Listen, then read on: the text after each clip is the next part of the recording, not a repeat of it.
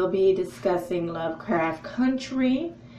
That's what we're going to be discussing. It's very popular every time it comes on. I don't know what's Sunday or Saturday. Every time it comes on, it starts trending or something like that. People talk about it a lot on Twitter.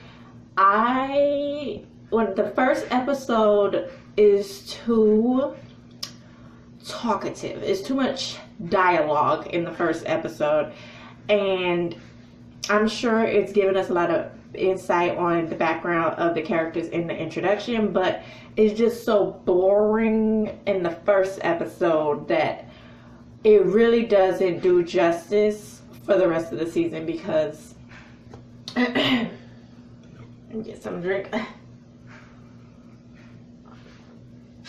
From the second episode onward, the drama is awesome. It's on Lara Croft level. It's as if Lara Croft, think about it like this. The guy is playing the lead. I forgot his character's name. Because all I'm into is the drama that's going on, like the situation they're in. Anyways, the more I watch it, the more I remember. But they call him Tick or something, but I really should go and find out his character's name. But I will put it up here. So yeah, he comes back from the army or something in the Jim Crow days. So this is taking place in the Jim Crow era, and it's like the first episode slow. Like that beginning scene where he was with that woman, I don't see the point of it, where, oh, the bus broke down, blah, blah, blah. That have nothing to do with the rest of what's going to go down in the show, like from the second episode onward. So, as you may have guessed, I skipped a lot.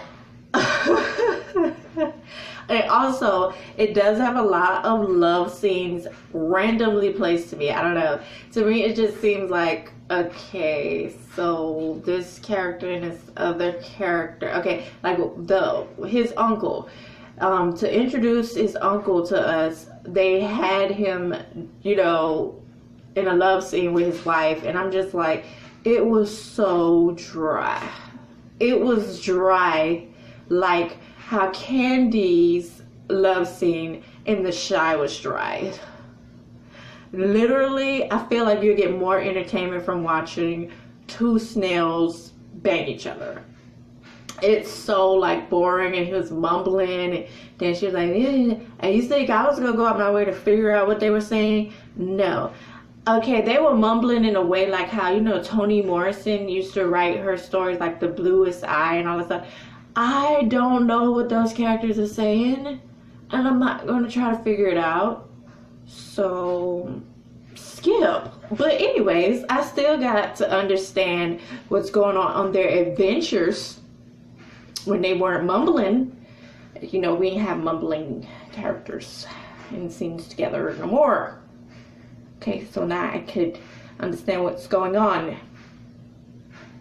So yeah, it was very interesting to see, the pressure moments or pressurized moments where they had a time frame and it was constriction, and they had to get things done just like Lara Croft has to get things done, and then they going through different like caves and areas, and even looks like off dimensions to like pathways to stuff that someone made like secret, so that they could and again, they're on their journey in the country, and this is all happening because, they say it's a mixture of science and witchcraft, but I just feel like it's just witchcraft, okay? Because some things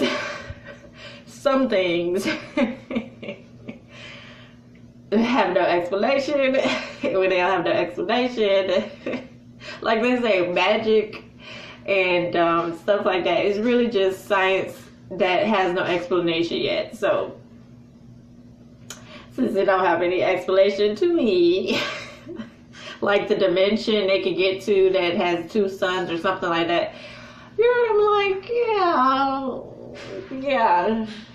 yeah, that's just witchcraft. But